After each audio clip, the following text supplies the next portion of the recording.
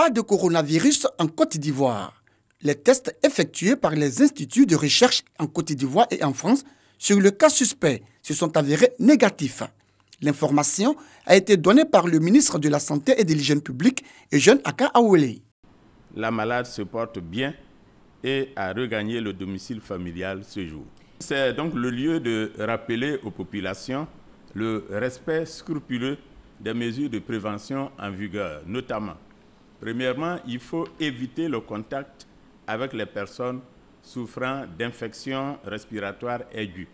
Deuxièmement, il faut se laver fréquemment les mains, en particulier après un contact direct avec des personnes malades ou leur environnement.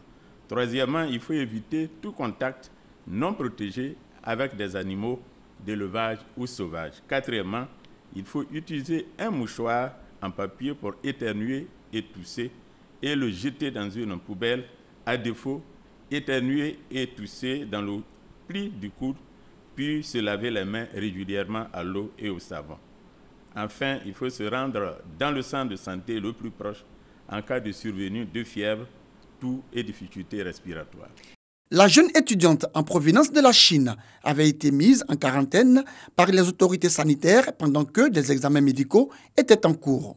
Bien que le cas soit négatif, le gouvernement ne baisse pas la garde. Il envisage renforcer son contrôle sanitaire aux frontières maritimes, aéroportuaires et terrestres. Le virus est apparu pour la première fois dans la ville chinoise de Wuhan en décembre 2019. Le bilan de l'épidémie est de 5 970 cas confirmés dans l'ensemble du pays, dont un bébé de 9 mois.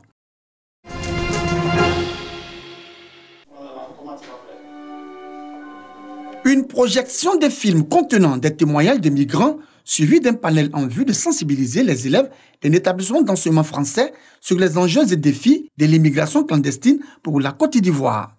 Pour les élèves de cet établissement, pas question de risquer sa vie dans le désert ou dans l'eau pour un avenir meilleur. Je pense que c'est mieux d'aller étudier là-bas et revenir pour pouvoir construire son pays que de rester là-bas ou bien de prendre des voies irrégulières. Sans papier, sans visa, ça ne me donne pas envie d'aller ailleurs. C'est un acte que les hommes, les jeunes ne doivent pas faire. Parce que ça peut conduire à la mort, ça peut conduire à un voyage sans retour. Au cours de cette rencontre, 3 panélistes ont mis en lumière les raisons et les dangers liés à ces phénomènes de l'immigration irrégulière. Ils ont invité les apprenants de la première et de la terminale à voyager de manière régulière pour éviter d'endeuiller leur famille. L'OIM mène plusieurs actions de sensibilisation. L'idée, c'est vraiment d'informer la jeunesse sur les risques du parcours migratoire. Il y a des cas de traite, des cas de trafic, il y a des violences physiques, des violences psychiques. C'est important d'en parler, il faut le faire. Nous sommes tombés dans une autre catégorie. Quand il y a quelqu'un de 14 ans qui essaie de voyager de façon irrégulière, alors ça nous interpelle. Nous disons qu'il faut peut-être rabaisser l'âge de sensibilisation. Nous étions dans des sensibilisations populaires. Il faut aujourd'hui atteindre les quartiers, atteindre les établissements, passer le message qui est en cohérence avec la formation des jeunes et leur expliquer que des opportunités existent et d'éviter d'exposer inutilement leur vie. Parce que sans la vie, il n'y a aucun espoir. Il y a un élève qui a été retrouvé mort dans le train d'atterrissage d'un avion de la compagnie Air France. Bien, pour nous, c'était le lieu de sensibiliser nos élèves sur ce phénomène qui prend de plus en plus d'ampleur en Afrique et particulièrement en Côte d'Ivoire. C'est vrai que celui qui est mort là, c'est un élève de 4e, mais nous pensons que ces 2 élèves sont les porte-voix quand même de leurs condisciples. C'est pourquoi on a vraiment porté l'accent sur ces élèves qui sont un peu matures à mon sens. Ils n'ont pas eu l'idée d'aller ailleurs, mais il faut dire qu'on ne sait jamais. Hein. Est-ce que vous voyez? Voilà, il faut toujours prévenir. Depuis le début de la crise en Libye en 2012, les chiffres de l'immigration clandestine ont flambé, faisant des milliers de morts selon l'Organisation internationale de la lutte contre les migrations clandestines. En Côte d'Ivoire, plus de 6 000 personnes sont revenues à ce jour selon la Direction générale des Ivoiriens de l'extérieur.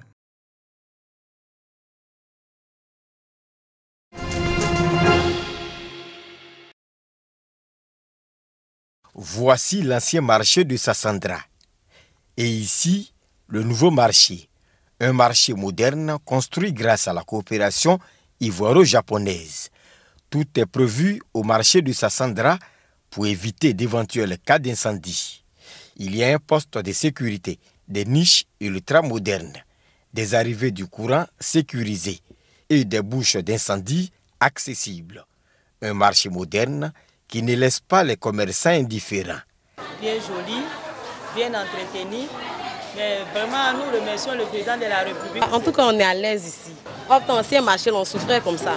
Le soleil, voiture va venir, on ramasse le barrage ici, là, on est tranquille, on est paisible. Les vendeuses de poissons sont de l'autre côté. Nous, on est ici. La gare est là-bas. Que la gare et puis les vendeuses de poissons, là, eux tous reviennent, qu'on soit ensemble ici. Au marché de Sassandra, on y trouve plusieurs espaces.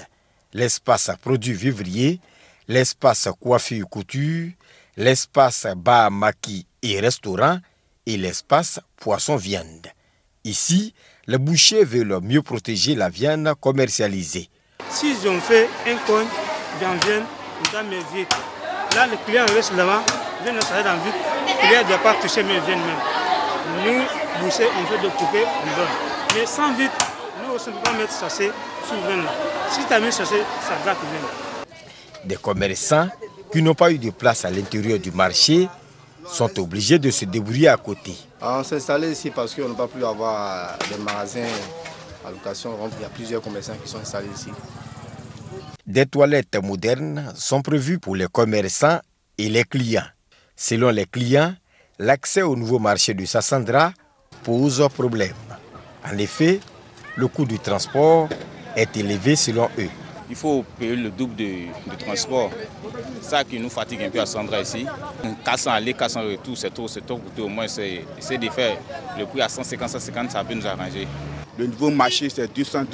Quand on les prend souvent ici, dans la côte de l'hôpital, ça fait 500 à côte de la côte.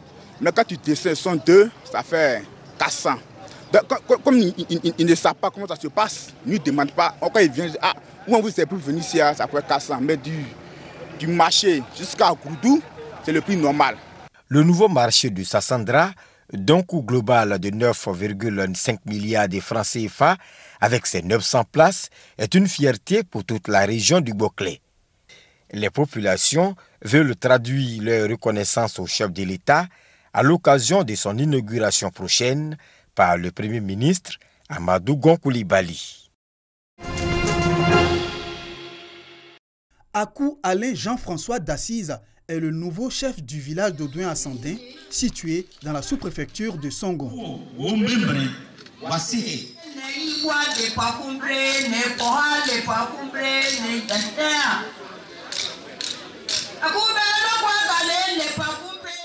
Moment de communion autour de celui en qui les sages ont trouvé plusieurs qualités.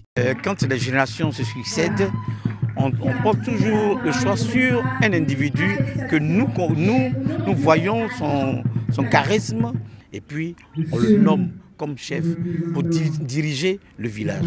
Il a fait ses preuves depuis l'âge de 15 ans. Nous sommes avec lui, nous savons quelles sont ses forces. C'est vrai que tout homme a des faiblesses, mais avec lui, nous pouvons aller plus loin dans le développement de notre village. Le chef nouvellement intronisé remercie les autorités, les sages et guides religieux qui ont eu confiance en lui. Alain Akou invite les habitants du village à être unis. Il s'est engagé à œuvrer pour le développement d'Audouin-Assandin.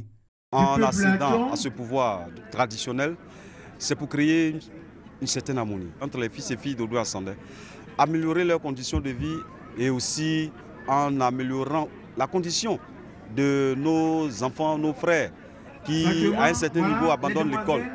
Tout un tas de projets pour créer une condition favorable pour un Audouin nouveau et un fils d'Audouin heureux. Mon appel à la communauté, fini les querelles, fini la division, mettons-nous ensemble pour développer notre village.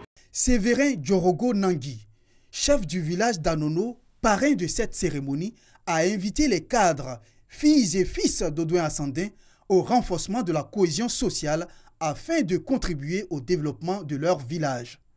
Au terme de la cérémonie, les membres du cabinet de la nouvelle chefferie ont été présentés à l'Assemblée.